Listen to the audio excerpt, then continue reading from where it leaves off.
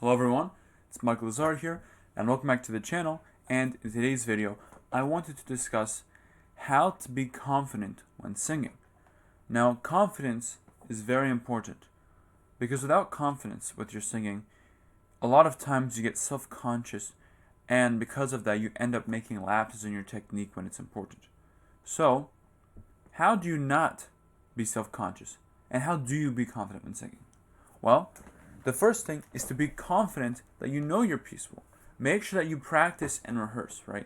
If you have a performance coming up, whether it be for piano, or for a band, or for singing, make sure that you are prepared. Even the smallest things, even if it's just, oh, I can sight read that, I don't need to worry about that. Still prepare. Preparation helps your confidence. If you go into something not knowing what to expect, then you're going to fail. For example, if I have a piano exam coming up and I have judges, maybe I'll practice while having 3 people watching me and writing notes. That's called preparation. Because the first time you do that, you get a lot of nerves, because you get nervous that, oh shoot, they're writing bad stuff about me. And that you get those feelings and emotions when you're playing. When you practice like that, at least the first time, all those emotions get out. So that first run might be your worst run, but at least you know what to expect. And because of that, you don't let those thoughts impede your head. So remember, prepare not just the music, but also the environment you're going to sing in. The next thing to increase your confidence when singing is something very, very important. To not be prideful. What do I mean by this? The reason why people get self-conscious when singing, or at least nervous, is that they're afraid they're going to mess up. And what does messing up do? Well, let's follow messing up down its path. If you mess up, that means that people will see that you made a mistake. That people see that you made a mistake, people see that you are not perfect. And because people see that you're not perfect, therefore they think less of you. And because they think less of you, you end up lower on the social ladder and have a lower social status and end up being on the bottom. That is basically the worst mindset to have. And that mindset essentially breeds self-consciousness. That if I mess up, everyone around me is going to hate me and think I'm bad at music or I'm bad at whatever craft I'm doing. However, what you want to do is throw those thoughts away. What I notice is that when I get those thoughts, not when I'm singing, but when I'm playing piano more, when I get those thoughts when I'm playing piano, immediately, within like 3 or 4 measures, I have a horrible mess up. It's because I'm getting those thoughts. Instead of enjoying the music and focusing on the phrasing and really trying to express what I want to play, instead of doing that, I end up feeling, oh shit, if I don't get these notes right, I mess up. And then when you're really getting precise with those notes, same thing applies to singing. When you're getting really precise with those notes, there is where you mess up. So the goal is essentially to not worry about what other people think, and to worry about how you express the music and expressing it, right? When you replace those thoughts of self-consciousness with thoughts of expression, then you get better. Now, this is not really easy to do. A lot of this is practice makes perfect.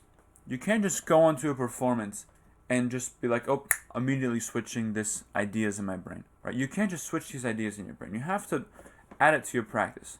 Say that, okay, I'm going to sing this and worry about phrasing and melody and dynamics and all the small things and expression and diction. And that when you have these things all together, you kind of don't even have room to remember those self-conscious thoughts. If you're actually paying attention to the music and the fine details, you essentially can't even deal with thoughts of other people's thoughts, because it doesn't work. Your brain can only handle so many things. So because of that, you want to make sure it's handling the right things. So you have to prepare, remove self-conscious thoughts.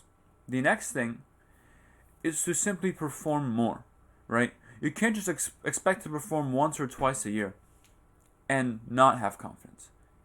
Have confidence. Because if you perform once or twice a year, then you're only essentially testing your limits very, very, very seldom. What you want to do is try to get out there as much as you can.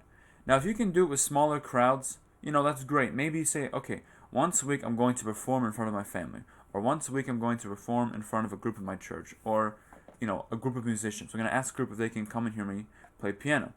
Not because you want to, show off, but because you want to simply test out things.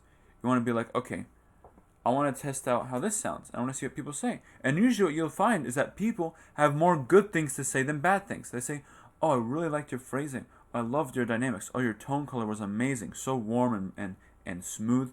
Versus, oh, you suck at singing. You should probably quit and never ever, sing ever again. You honestly just cut out your vocal cords. Like, come on. No one's going to say that. And if they do say that, then honestly, they are probably suffering from the pride issue and are just projecting their own self-conscious thoughts onto you. All right? So, preparation, switching out those thoughts, doing it more often. The last thing I like to say is to have fun. All right? You don't want to make your performance as something where it's like, oh, this is so serious. If I do bad, I'm gonna pass out. Like, no. You want to have fun. Whether it be in church if you're chanting. Chanting may not be fun's not the right term, but you wanna be able to enjoy what you're doing. When you're playing piano, even if it's something where you're messing up, just smiling and having fun with it. For me, that's what I like. If I'm smiling when I'm playing the music, then I know I'm doing something right. With singing, just maybe going along with the expressions. If you're singing a Broadway piece or a show piece, just following along with the expressions, smiling and having a joyous time. Or if it's something that's sad or like a little bit angry, be comically angry.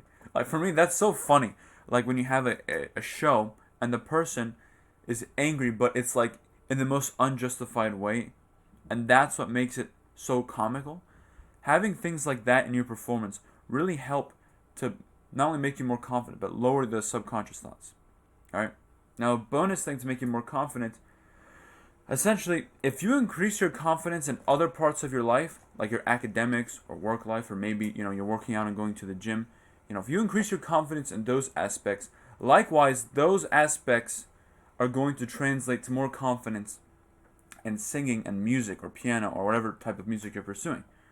If you are more confident in other aspects of your life, you are going to be more confident with your singing, right? Not prideful, not saying I'm better than everyone, but confident, saying that I know what I'm good of, I know what I'm capable of, I know what I'm good at, and I'm going to do it well. So I hope you found this video helpful. I hope you found some of these tips useful. If you did, I'd greatly appreciate if you liked and subscribed. Other than that, I'll see you in the next one, and have a great day.